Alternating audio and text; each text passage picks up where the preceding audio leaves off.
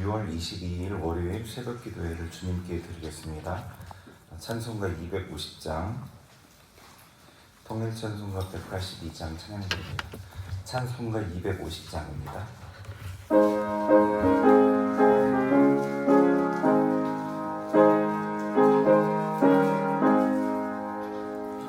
그 중에 십자가 보혈로 죄 씻음 받기를 원하네. 내 죄를 씻으신 주 이름 찬송합시다. 찬송합시다. 찬송합시다.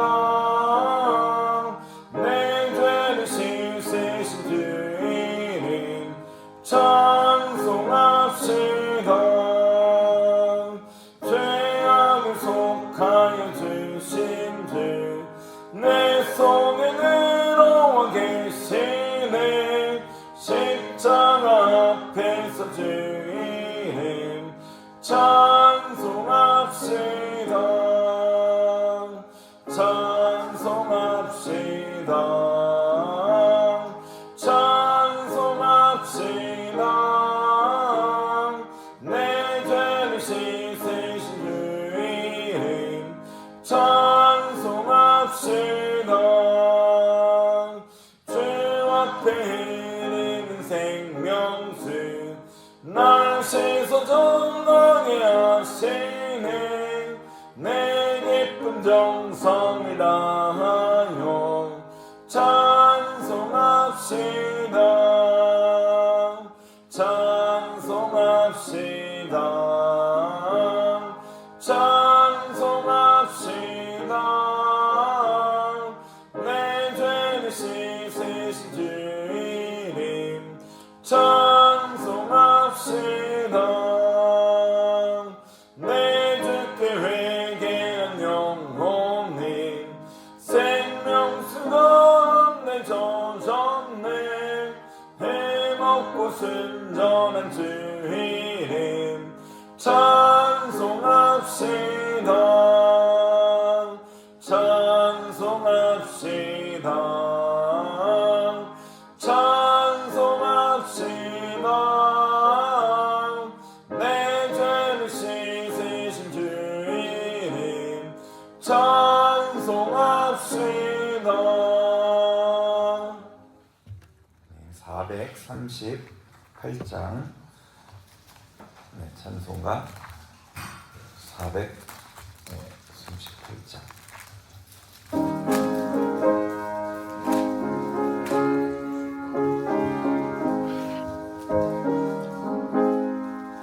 내 영혼이 종이 모중한 죄짐 벗고 보니 슬픔 많은 이 세상도 천국으로 와노나.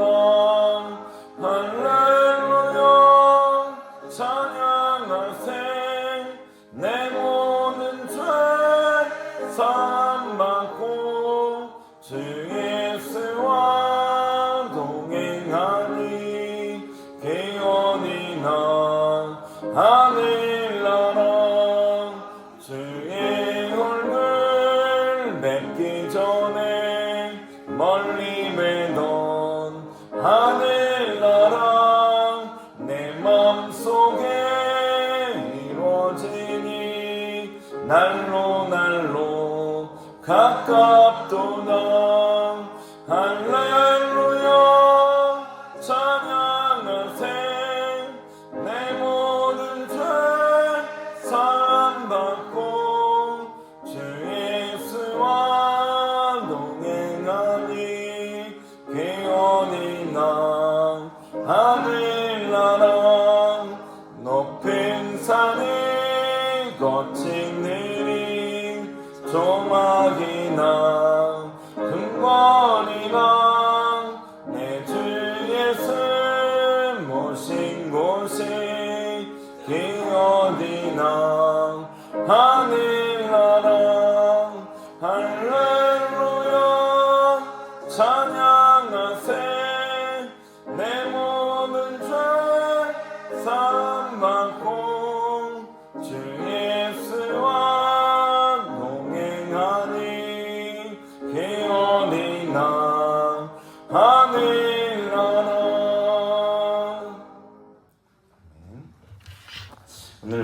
주신 하나님의 말씀은 욥기 2장입니다.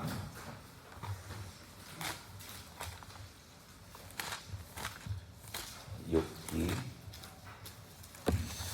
2장 말씀을 한 절씩 교독하겠습니다.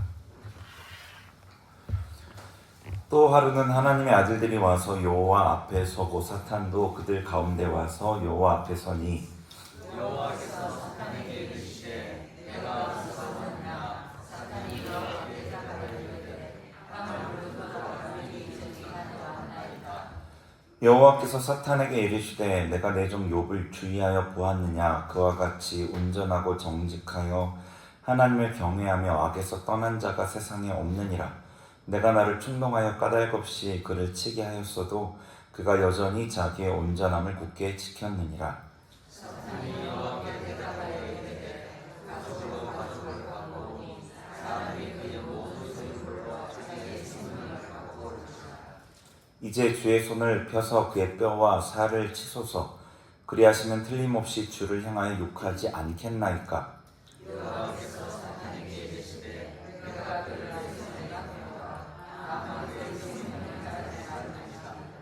사탄이 이에 여호와 앞에서 물러가서 욥을 쳐서 그의 발바닥에서 정수리까지 종기가 나게 한지라.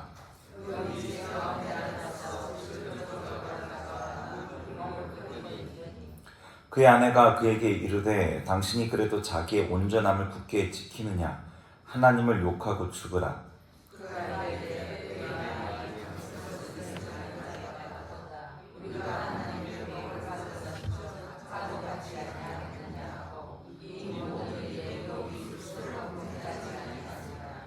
그때 욥의 친구 세 사람이 이 모든 재앙이 그에게 내렸다함을 듣고 각각 자기 지역에서부터 이르렀으니 곧 대만 사람 엘리바스와 수아 사람 빌닷과 나아마 사람 소발이라. 그들이 욥을 위문하고 위로하려 하여 서로 약속하고 오더니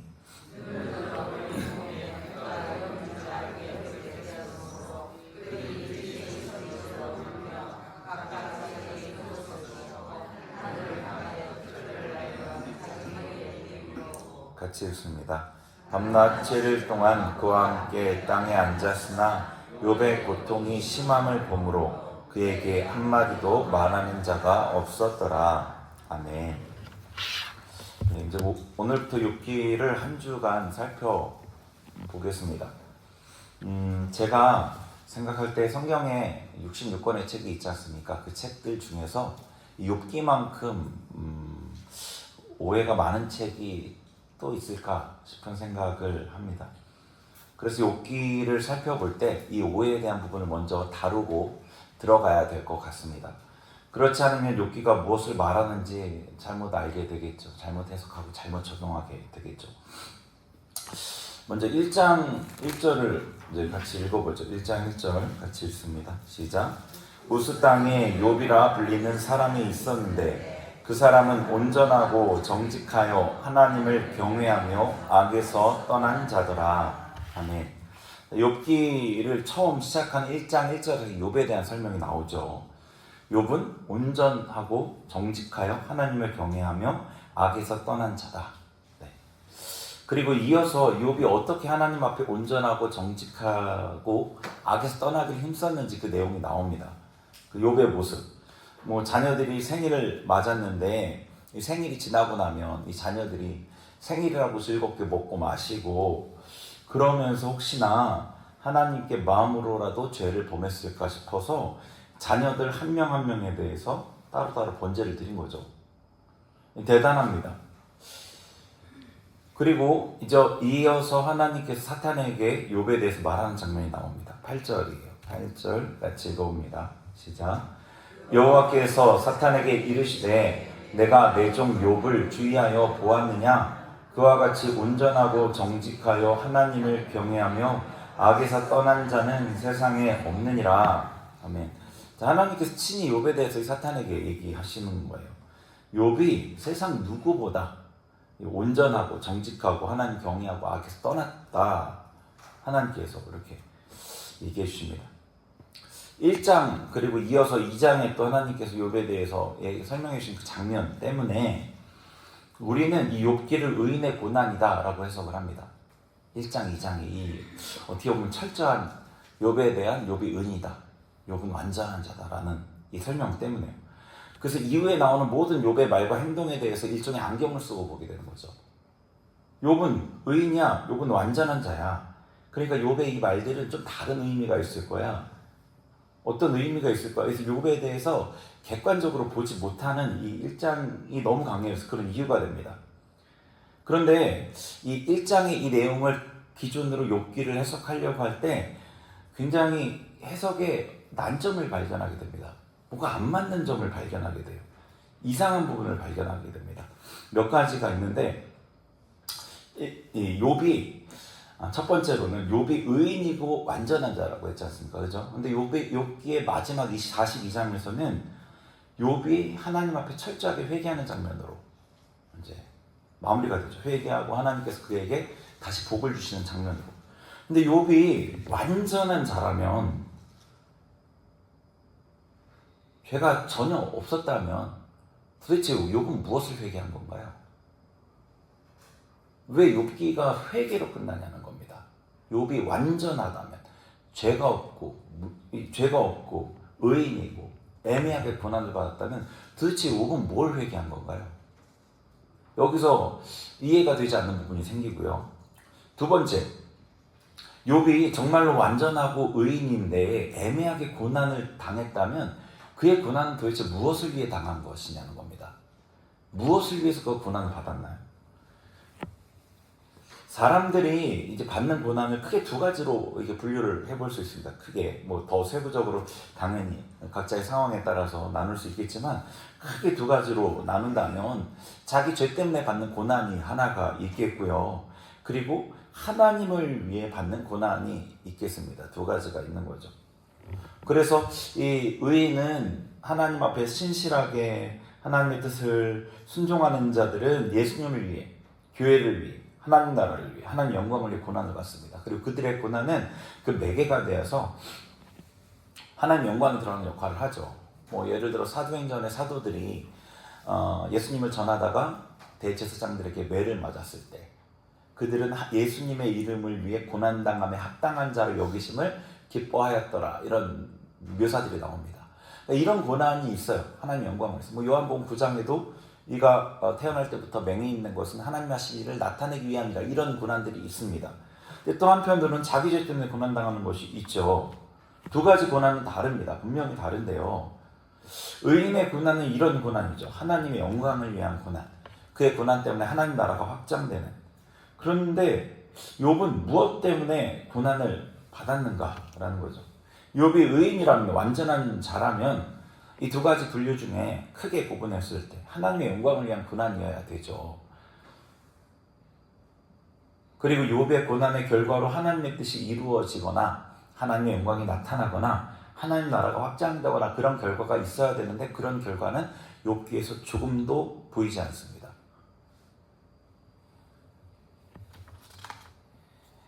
욥기는 대부분의 내용이 고난당하는 욥과 욥의 친구들의 논쟁, 말싸움이 주를 이루고요.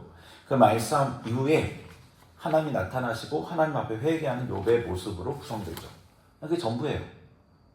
욥이 고난당하고 욥의 친구들이 나타나서 막 싸워요. 막 싸워요. 네가 맞다, 내가 맞다.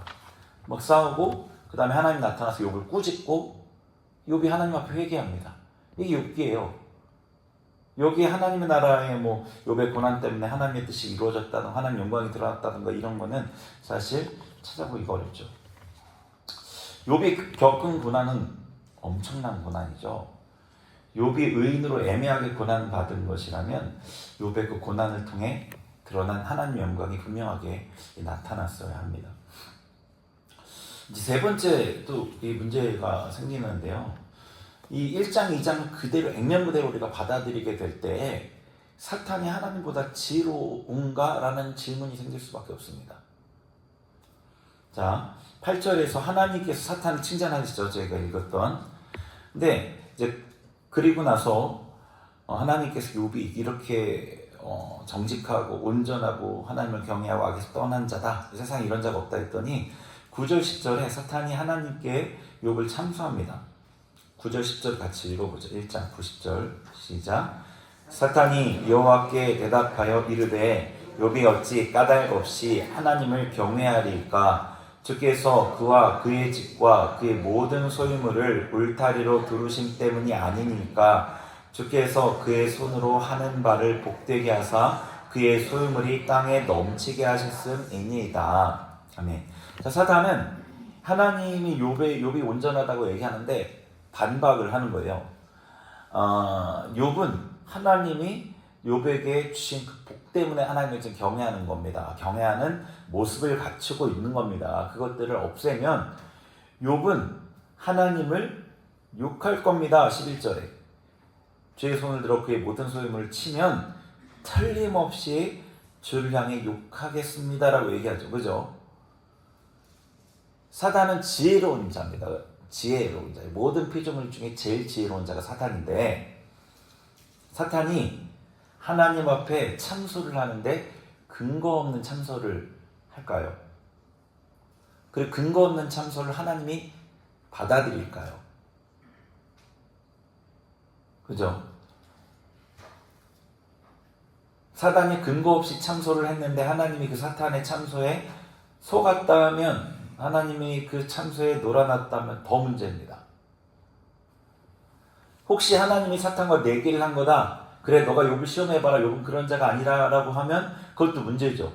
사탄이 하나님과 내기할 수 있는 존재가 아니고요. 사탄이 하나님 앞에 성도를 참소하면 사단은 이제 하나님은 근거도 없이 그 사단의 참소를 허락하시고, 그러면 우리가 불안해서 어떻게 신앙생활을 할까요? 사단의 이 참소는 근거 있는 참소였습니다. 사탄이 보기에 욥은 고난을 당하고 공경을 당하면 하나님을 욕할 거라고 생각을 한 거고요. 그 사탄의 참소에 대해서 하나님도 어느 정도 인정을 했기 때문에 허락한 거예요. 근데 여기서 1장에서는 이제 욥의 재산이 다 잃어버리고 다 빼앗기고 자녀들이 다 죽었는데도 1장 21절에 하나님을 원망하지 않죠. 근데 2장에서 다시 사탄이 하나님에 대해서 하나님께 다 참소합니다. 2장 3절 한번 보죠. 2장 3절. 여기서 이제 하나님이 욥을 변호하는 것부터 나옵니다. 2장 3절 같이 읽겠습니다. 시작. 여호와께서 사탄에게 이르시되 내가 내 종 욥을 주의하여 보았느냐? 그와 같이 온전하고 정직하여 하나님을 경외하며 악에서 떠난 자가 세상에 없느니라. 내가 나를 충동하여 까닭 없이 그를 치게 하였어도 그가 여전히 자기의 온전함을 굳게 지켰느니라. 아멘.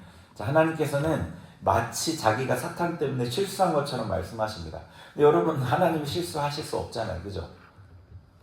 사탄이 충동한다고 하나님께서 까닭이 없이 사탄의 충동대로 놀아나는 분이 아니지 않습니까? 하나님은 사탄을 사용하는 분입니다. 사단은 도구예요. 사단은 하나님의 백성들을 연단하는 도구입니다. 여기에 얘기를 액면 그대로 받아들이시면 정말 큰 문제가 생겨요. 사단의 충동으로 하나님이 놀아나게 됩니다. 말이 안 되는 겁니다. 신학적으로 말이 안 되는 겁니다. 하나님은 하나님의 일을 하신 거예요. 사탄을 도구 삼아서 그냥 사단에게 맞춰주는 겁니다. 그렇게 봐야지 말이 됩니다. 그런데 사단은 여전히 하나님께 욥의 신앙에 대해서 의문을 제기합니다. 4절에 사탄이 이제 지금까지 욥이 하나님을 욕하지 않은 것은 자기의 몸은 온전하기 때문입니다. 이렇게 얘기하죠. 그의 소유물로 자기 생명을 바꿔올지라. 자기 생명을 아직 건드리지 않아서입니다. 5절에 그의 몸을 치면 틀림없이 주를 욕하지 않겠습니까? 사단은 계속 이거를 참소해요. 욥은 하나님을 욕할 겁니다. 실제로 욥이 하나님을 욕했나요? 욕하지 않았나요? 여러분 집에서 이제 뒤에 욥기를 잘 보세요. 욥은 하나님을 욕했습니다. 처음에는 자기의 낱날을 저주하기 시작해서 점점 심해집니다. 하나님이 욥이 하나님을 욕했다, 안 했다 이게 아니라 욥의 신앙의 근본에 대해서 사탄도 알고 하나님도 아는 거죠. 욥의 신앙이 어땠는지를.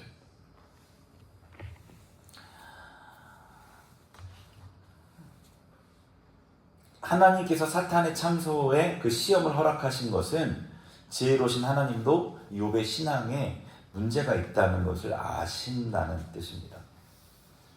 욥기 1장과 2장을 읽을 때 하나님께서 사탄에게 휘둘린다라고 생각하지 말아야겠죠. 그거는 있을 수 없는 일입니다. 그런 일은 있을 수가 없어요. 사단은 하나님보다 지혜롭지가 않습니다. 그리고 사단에게 하나님이 휘둘린다면 이 세상이 존재할 수가 없죠. 하나님께서 그럴 일은 절대 없습니다. 이유가 있어서 하나님께서 사탄의 참소를 받아들이신 것이고요. 사탄에게 시험을 허락하신 겁니다. 그 이유는 차차 드러납니다. 욥은 진정한 의미에서 의인이 아니었습니다. 제가 결론만 간단히 말씀드리면 일주일 내내 같이 볼 거니까요. 욥은 구약적인 의미에서 의인이었습니다. 1장 1절이 틀린 말은 아니에요. 근데 구약의 의미에서 의인이었습니다. 이제 사단의 시험이 여기서 끝난 게 아닙니다. 그의 몸에 전기가 들어서 끝난 게 아니죠. 이제 진짜 사단의 시험이 오고 사단의 진짜 목적인 그 시험이 옵니다. 그게 뭐냐면 욥의 세 친구들이 오는 겁니다. 욥의 세 친구들은 욥을 찾아오는데 사실 위로하려고 왔죠. 근데 와서 한 일은 위로가 아니었습니다. 욥을 정죄했죠. 사탄처럼 욥을 정죄했습니다. 욥을 계속 정죄했어요. 사단의 시험의 도구였죠. 그리고 이 시험을 위해서 사단이 악한 일들을 버린 겁니다. 그리고 이 욥의 진짜 마음과 모습이 드러나기 시작합니다. 욥의 진짜 마음과 모습이요. 그래서 이 욥기의 주제는 마지막에 정확하게 다 본 다음에 정리하겠지만 의인의 고난이 아니라 자기를 의롭다고 여기는 자의 고난입니다. 그래서 이 욥기는 하나님의 대답이에요. 욥 이후에 사는 수많은 사람들, 삶의 고난 가운데 도대체 내가 잘못한 게 무엇이냐고 하나님께 따지는 이들에 대한 하나님의 대답이에요. 욥기에서 욥은 계속 항변합니다. 나는 잘못이 없다. 나는 죄가 없다. 도대체 내가 무엇 때문에 이런 고난을 당하느냐. 그게 이제 친구들과의 사이에서의 논쟁의 욥의 주장이죠. 네, 우리가 일주일 동안 이제 조금씩 살펴볼 텐데요. 욥기를 원래 그대로 이제 살펴보면서 깨닫는 은혜가 있어서 하나님 앞에 진짜 욥처럼 마지막에 욥이 하나님 앞에 고백했던 것처럼 하나님이 선하십니다 라고 고백할 수 있는 그런 은혜가 이 한 주간 있었으면 좋겠습니다. 네. 같이 우리 기도하죠. 이제 저희 월요일 날은 그 주일 설교의 그 제목을 가지고 기도하는 시간을 갖는데요. 어제 이제 주일 설교의 제목으로 같이 먼저 기도하기를 원합니다. 우리 교회가 북한을 품는 교회가 되기를 같이 먼저 기도하고요. 또 욥기를 한 주 동안 보는 가운데 하나님께서 우리 깊게 찾아와 주셔서 우리 마음 안에 주님께서 드러내실 것들이 있다면 빛을 비춰주옵소서. 우리 먼저 두 가지 기도 제목으로 같이 기도하죠. 같이 기도하겠습니다.